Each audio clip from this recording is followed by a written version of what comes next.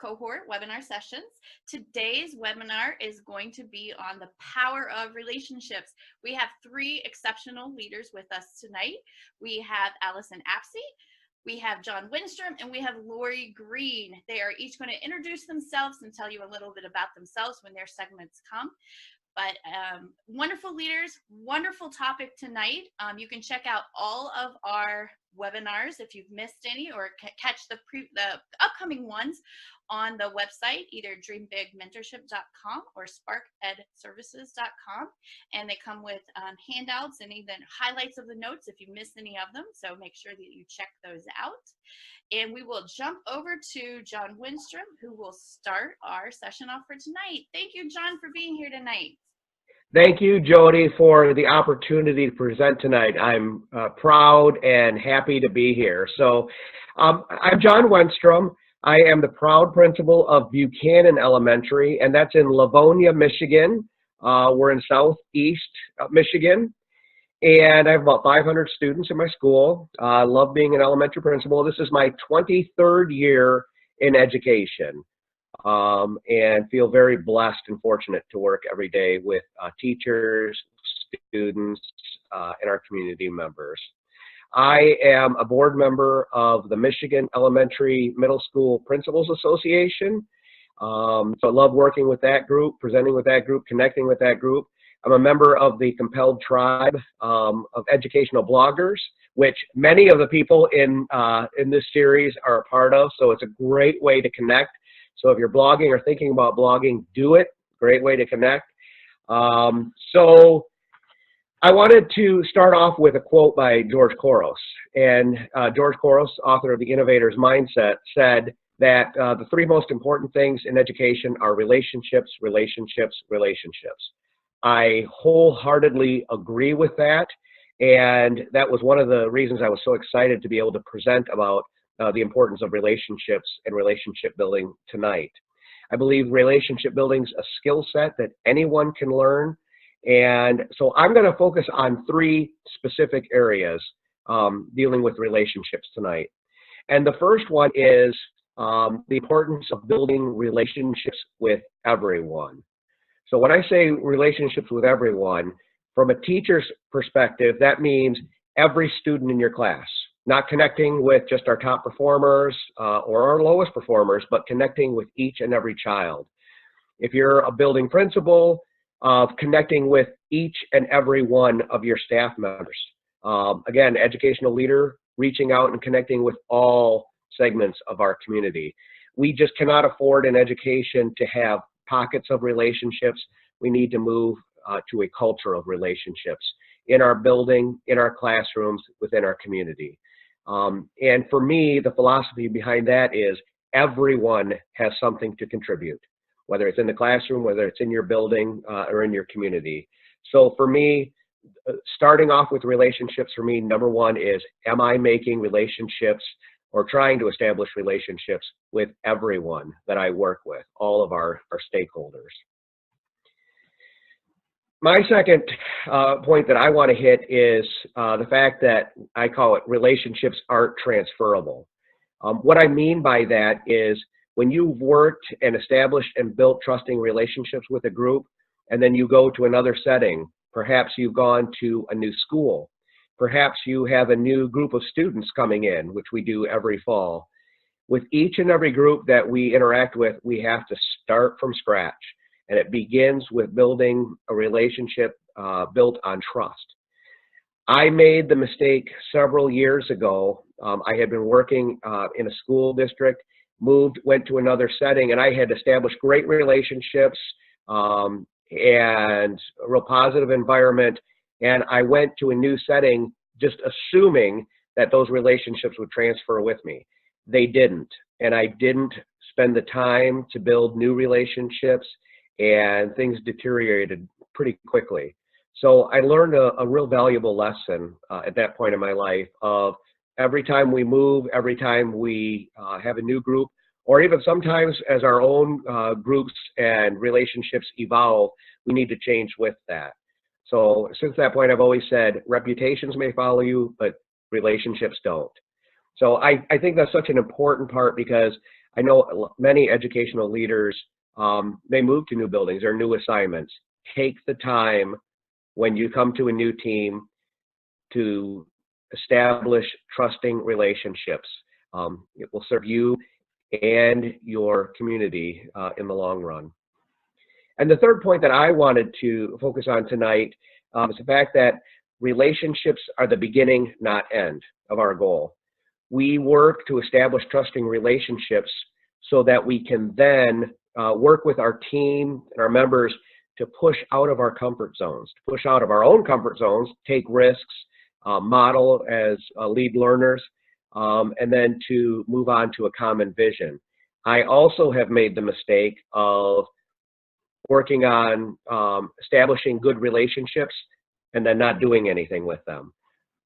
Once we have those trusting relationships, we all need to move together towards that common vision. So again, if we're not pushing out of our comfort zones, we're using relationships as the end, not the beginning. I always say it's the foundation, not the ceiling of where we want to go to, but they are the most important things that we need to establish first before we move together as a group. So again, establishing relationships with everyone that we are with, whether you are a classroom teacher, whether you are a principal, an educational leader, making sure we take the time to invest and establish wherever we go, remembering that relationships are transferable, and finally remembering that relationships are the beginning, not the ending, because we use those relationships to move forward as a group. So I hope that information was useful for people, and I hope that, and again, many of those lessons, actually I'll take it back, all three of those lessons I've learned the hard way, from not taking the time to establish relationships, from ending with a relationship, and assuming that relationships followed with me. So I'm hoping that the people listening here can use that and not make the mistakes I've made and go out and establish those relationships from the beginning. At this point, we have some information also from our friend Lori Green. Thank you, John. Thanks, Lori. Hi, everybody. I'm Lori Green. I am an elementary principal in Canal, Winchester, Ohio. I am in my second year as the principal at Winchester Trail Elementary School. We are a 3, 4, 5 building, and I also have the preschool. I have just at 1,000 students in my building. This is the largest building where I have worked. So it's proven to be quite a different kind of challenge for me, especially when it comes to building relationships with all the stakeholders involved in my building. So I kind of want to echo what John said. I've been in education for 23 years myself. I have had the privilege of working in 8 different districts across 2 states. And so that's given me a little bit of different perspective when you deal with a very rural community versus an inner city community to where I am currently in a suburban community. But one thing that holds true across all of those districts is that each one of us is a human being on a journey, and the more the time that we take to invest in getting to know the people alongside us wherever we are in that journey, it's always pays off in big dividends. And so I just can't stress the importance enough of wanting to just build relationships with people.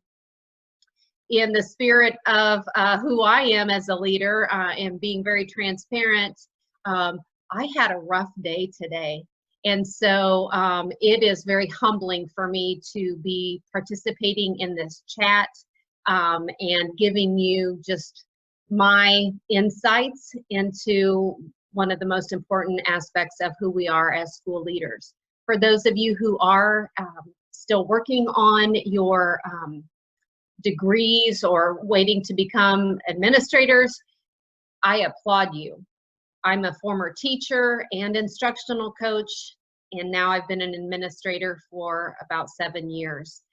So it's a different job, and you view things differently, and you learn that sometimes people want to try to put an us versus them mentality into the relationships, but it really comes down to who we are as people. We all have a common vision for wanting to provide the most nurturing and challenging educational environment for our students. And when we can band together around that common goal and keep that as the focus, then you build a really strong team. I want to talk to you, first of all, starting with entry conversations is how I've labeled them in my notes.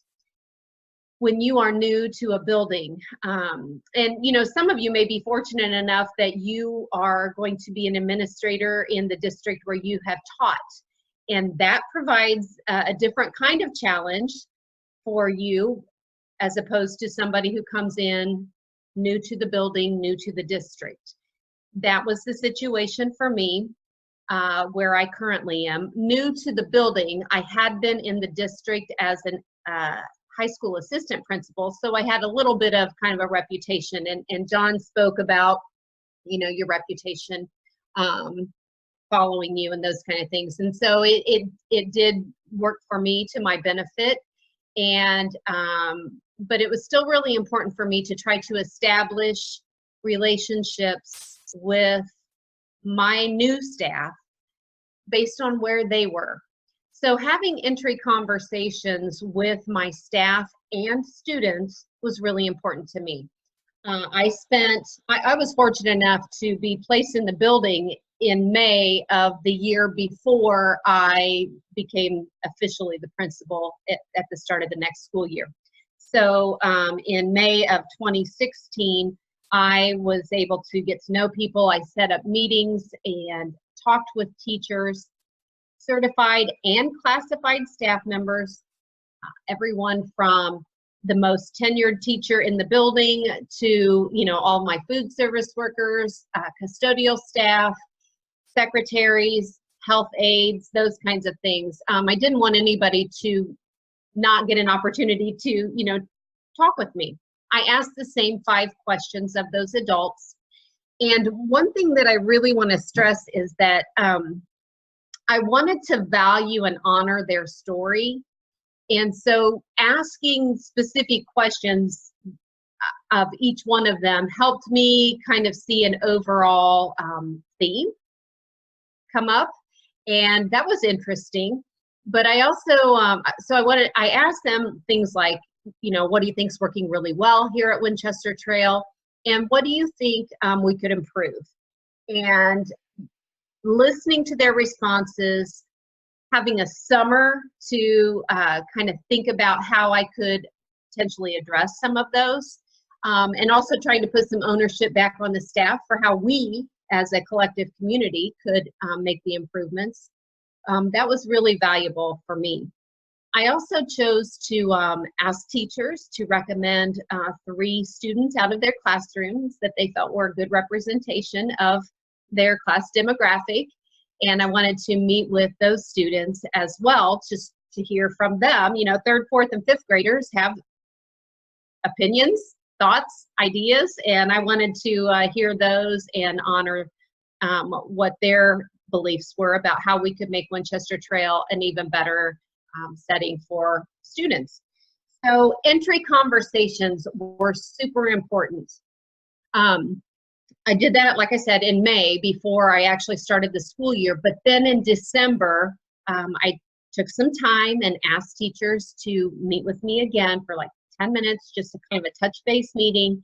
And then I did a end of the year kind of summary meeting as part of their checkout. Giving teachers that opportunity to talk and having an open door policy has really gone a long way in building relationships with the staff in the building. Sorry, I am going to look at my notes here for a minute. One of the things that's really important is honoring the ideas that the staff already have. For some of the teachers that are in my building, they've been they've spent their entire teaching career at Winchester Trail. And so they've seen a lot of things come and go. And, you know, not wanting to discount their maybe apprehension at another new person coming in, I really wanted to hear from them. So just, if you can, try to remember that people have their own ideas, and you come in as a new leader and you may have your ideas about what is going to work, but honor what their ideas are and see if you can marry those together, because that's what creates the unity. So most teachers, you know, are very proud of the time that they have spent. And one thing, I don't think I mentioned this in my introduction, I was a secondary licensed teacher. I taught mostly high school. And I also was a secondary administrator before my job at Winchester Trail Elementary. So I come to my job, my profession, as a secondary trained person, and there's a different mindset in the elementary world. And I have really had to learn how to honor and acknowledge those differences.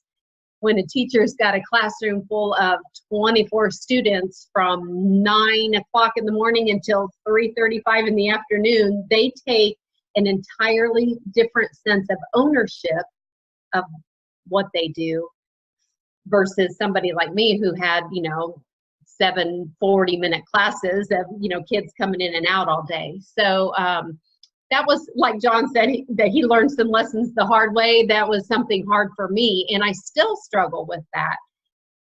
And all I can do is be, you know, transparent with how I am perceiving things, and trying to help people understand my perspective and the filter through which, you know, I hear what they're sharing with me and make decisions.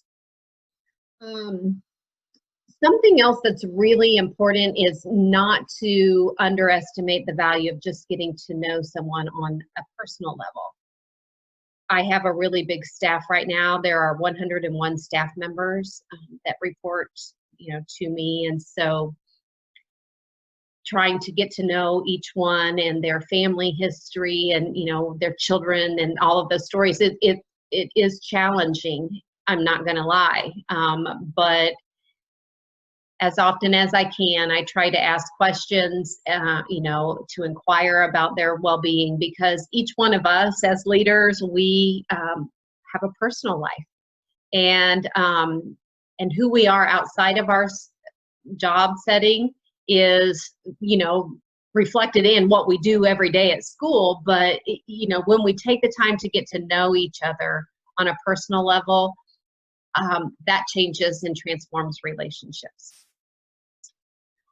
Because my staff is so big, we have a really hard time like coming together for social events. So I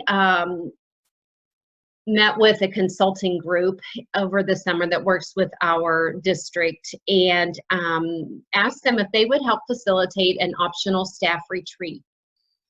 I wanted to provide my teachers an opportunity to come together as a team, and I didn't want to be the facilitator. I wanted to be a participant, and, you know, we're on this journey together. So I was fortunate enough that we were able to do that. We went to a Camp Mary Orton here in Columbus, Ohio, and did some team building things, and it was super awesome. I can't even tell you how great it was.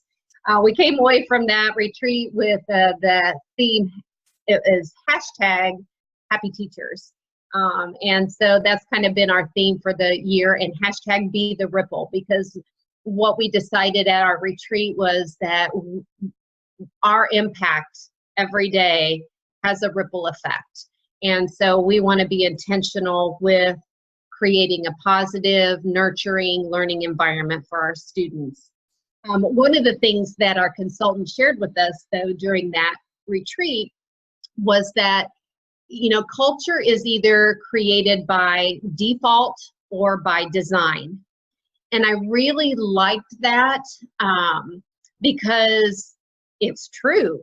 the culture in my building had kind of been created by default because there had been, I think, maybe 4 administrators prior to me over the previous 6 years, you know, people moving on to different positions. And so it was kind of, you know, the ship kept moving forward and student learning was, you know, continuing to happen. And actually we were doing quite well, but there was kind of a culture piece that was missing.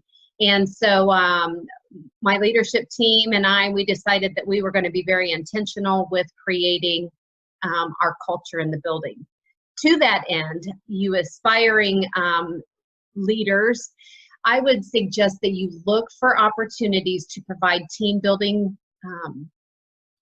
sessions with your staff, because when you can be silly and have fun and learn to rely on each other, that goes a long way into, you know, transforming the workplace and making, you know, it a happier place.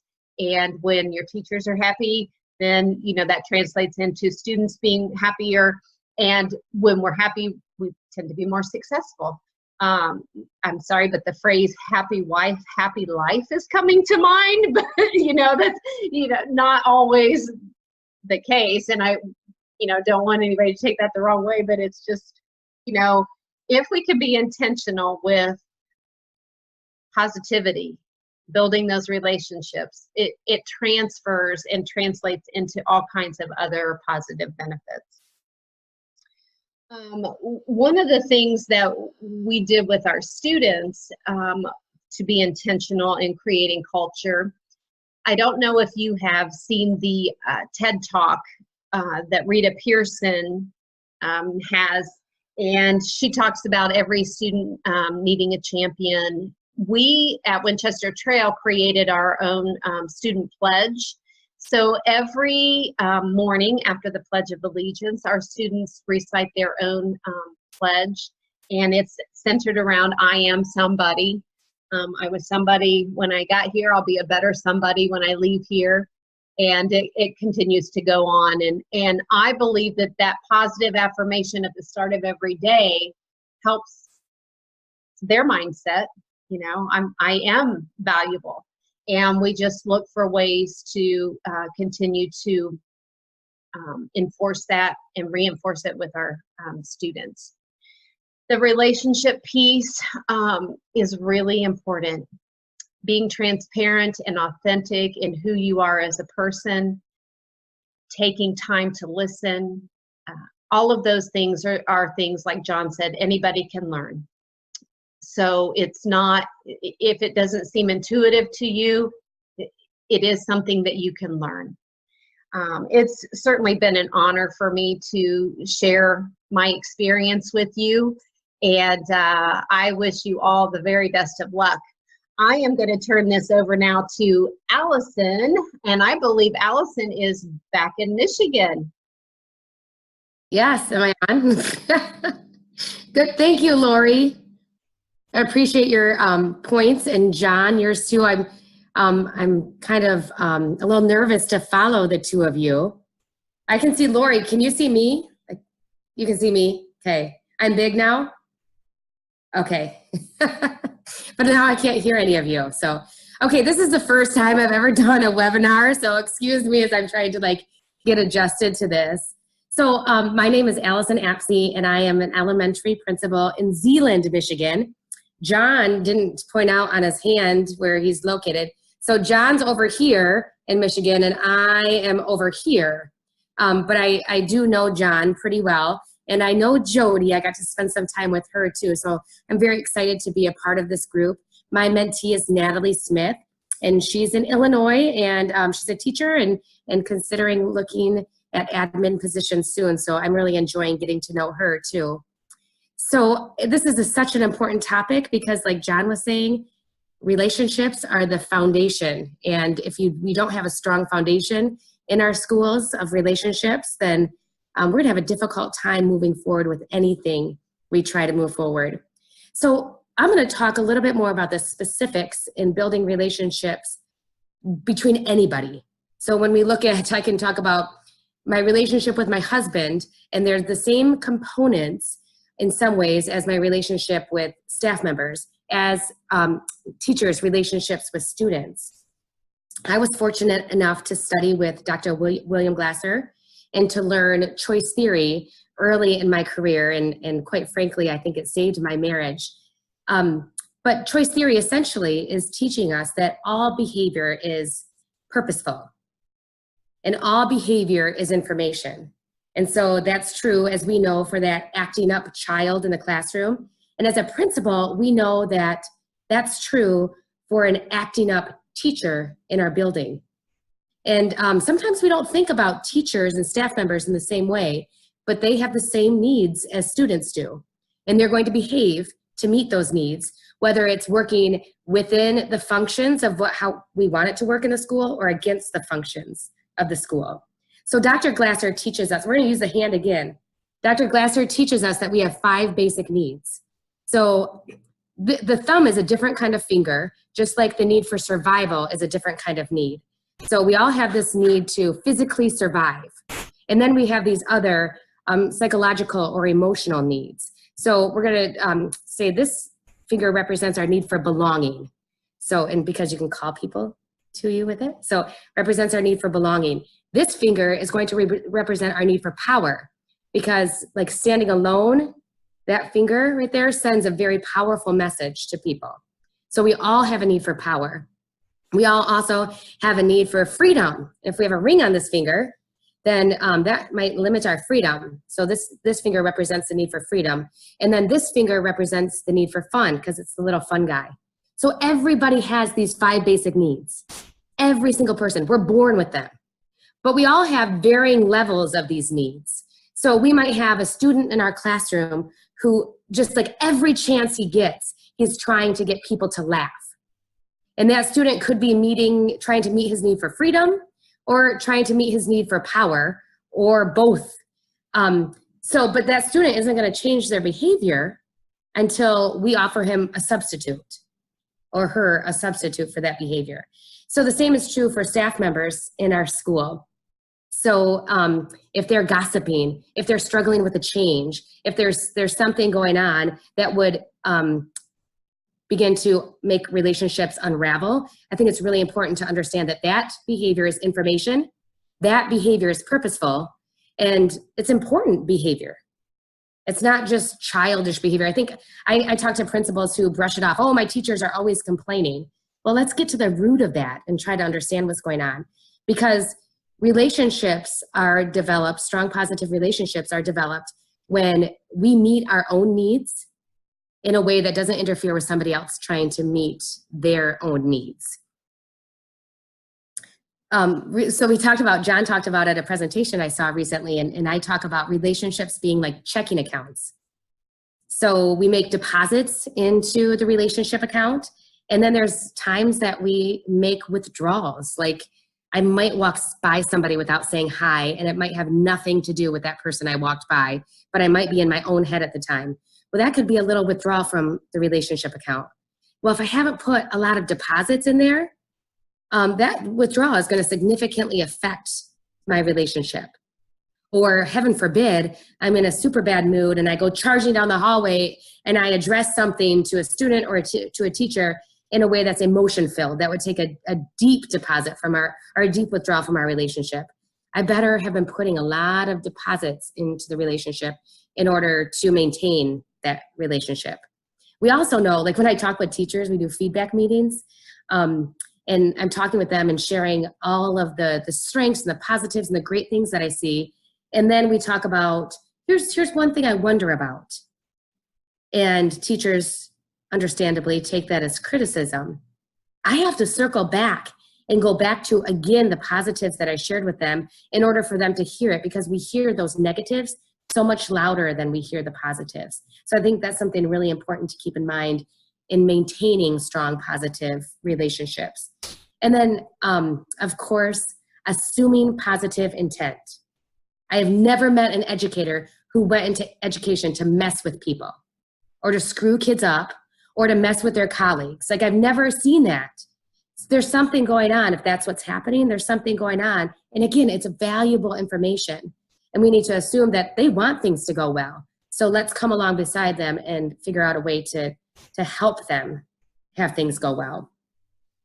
So just like a couple scenarios we could talk about, and this is weird because I'm like used to like interactive conversations. So just like talking to people who cannot say anything back to me, that's kind of empowering, right? So I got the floor, but it's also, you know, not a typical conversation.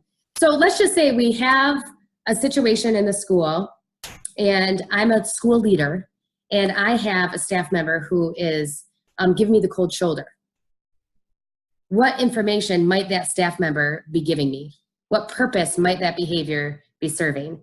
So when we think of the 5 basic needs, are they trying to meet their need for survival? Probably not, because it wouldn't be really good to give your boss the cold shoulder if you're trying to meet your need for survival.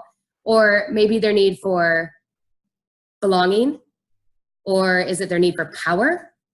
Is it their need for freedom or their need for fun? Like which one of those, by giving me the cold shoulder, would they be trying to meet? Don't give me the finger, you guys. I see you're all thinking that because you want to show me which one it is, right? So it's probably their need for power that they're trying to meet. So if I recognize that they feel depowered in some way, maybe they don't feel like I've been listening to them. Maybe they feel like some kind of policy or something that's been put into place has been depowering. Who knows what the situation is? But if I recognize that, you know, maybe they're not meeting their need for power in an effective way, and this is what they're doing to try to gain effective control again, I can approach the situation so much differently than, oh my gosh, they don't like me, or oh my gosh, they're acting so childish, or oh my gosh, they're being so mean. If I look at the behavior as information and go to the staff member saying, hey, I'm noticing this. Now, how can I help you? It's much more an effective way of working through a problem in a relationship than the others, taking things personally. You know, we have another scenario. We talked about the student acting out in the classroom, and I just want to talk a minute about a particular student that I had when I was teaching. So I taught in a multi-age classroom where I was team teaching. So I had 50 third, fourth, and fifth graders, and I started halfway through the school year, my first year of teaching. And it was a school that implemented choice theory. So there was no rewards, no punishments. I went from a setting where we used the apple and moved it from like green to yellow to red. And we can't use any kind of system like that in a school that uses the philosophy of choice theory. So it was a difficult situation. And in that situation, I had a young man who stole the show from me every single day. Every time I tried to get the group's attention, he diverted the attention to him, and he was good at it. He was super funny. Like he would make me laugh, even though I was like steam coming out of my ears, so upset. Well, I had that student again the next year. I was blessed with him for 2 years. And I decided to try to set the stage for him so that he could meet his need in the classroom without working against all the functions that I was trying to establish. So we set up, we ate lunch together in the classroom. So we set up a disco lunch. We turned on disco ball, we turned on music. I had a headset and we'd go around and sing. And he had this amazing granny dance. So he would go in the middle of the room at lunchtime and do his little like disco granny dance, and everybody would laugh and I would laugh. And that laughing together is what set the foundation for building a relationship with each other. So he was meeting his need, he was empowered, we were building a relationship and laughing together. And that's just the example of really looking at the root of behavior and what's going on. And the same is true for teachers. Even though they're adults, they're still trying to meet these needs. Sometimes they don't do so in an effective and responsible way. Sometimes I don't meet my needs in a respectful and responsible way, but just understanding that all behavior is information, all behavior is purposeful. We're all doing the best we can at the time, and giving each other the benefit of the doubt and assuming positive intent goes so far in establishing trust and building strong positive relationships. I also am someone who likes to have a lot of fun. So, and I love the idea of going to the camp and doing the team building at the camp. That's so much fun. So I'm thinking, getting ideas for next year, Quincy Elementary. In addition to that, I think there's so many opportunities in our day-to-day interactions to have fun and be silly together and to build relationships. so that it's able to extend itself throughout the year. Just an example of that is I saw a carpool karaoke with Mariah Carey, All I Want for Christmas Is You. And I just sent it out on Facebook and said, I'm getting some ideas. And I had a teacher respond like, I'm on it, we're planning it, let's go. So we're going to do this, All We Want for Christmas is Q, because Quincy, and then tape this classroom karaoke and then share it with our families as they go off to Christmas break. So just doing fun, silly things like that with each other throughout the year really helps us enjoy our time together, helps us meet our needs as adults in the building, get creative and be silly, and then it has huge benefits for our students and for our families, obviously. So I think that about covers the things that I wanted to talk about. None of you can ask me questions. So I don't know. Questions? Does anybody have any questions tonight? There's a little raised hand. If you raise your hand, we can see. John, do you have a question for me? Oh. I'm wondering if during your disco lunches, if that's where you learned all your dance moves. Yes, I learned them all. That's why I do the granny dance every time I dance. Yeah. Okay. Well, you did this like thorough introduction of yourself, John, and I really appreciated that. But there's one thing that you forgot to tell them about. A very you have in your life. Yes. Would you like to tell them, Allyson? I think you should, John. All right.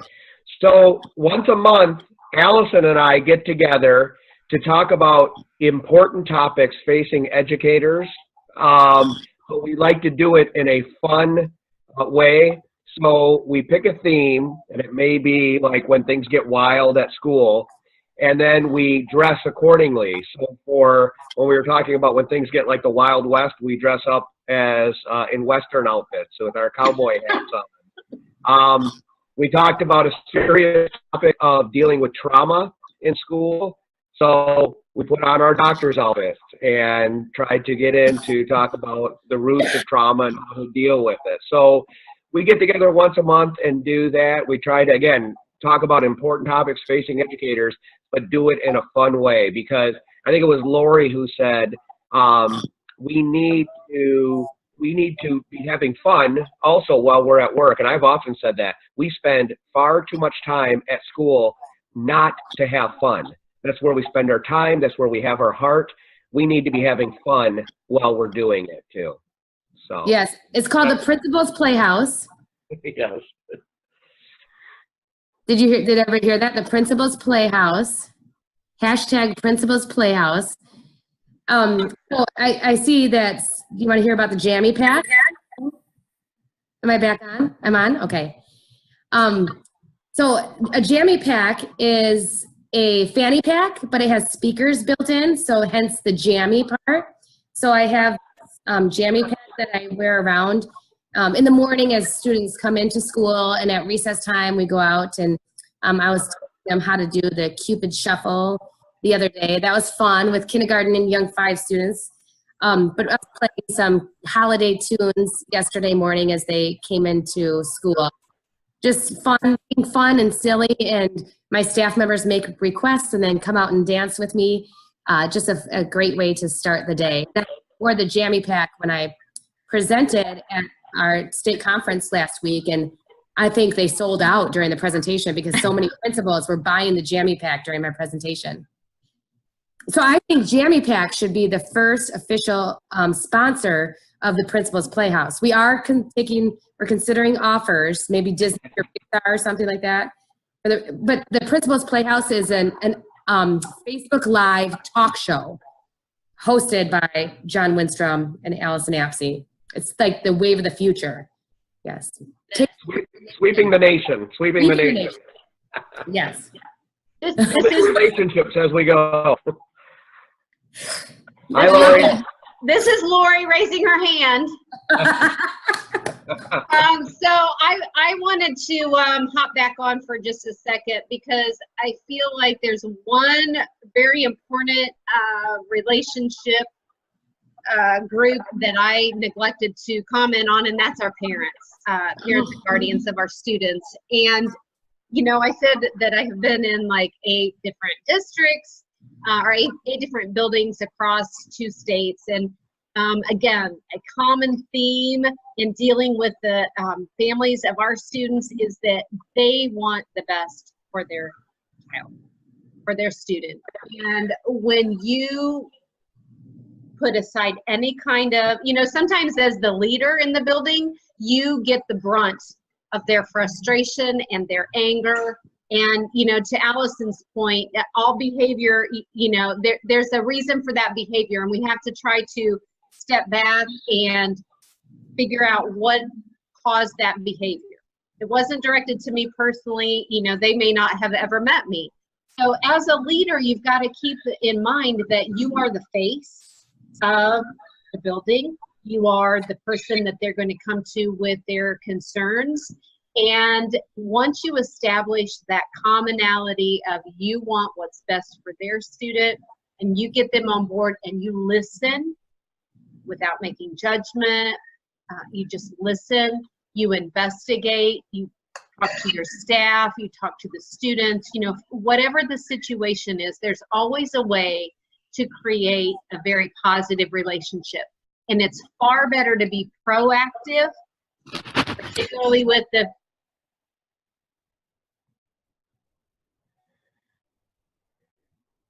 Oh, I'm unmuted now. Okay, sorry.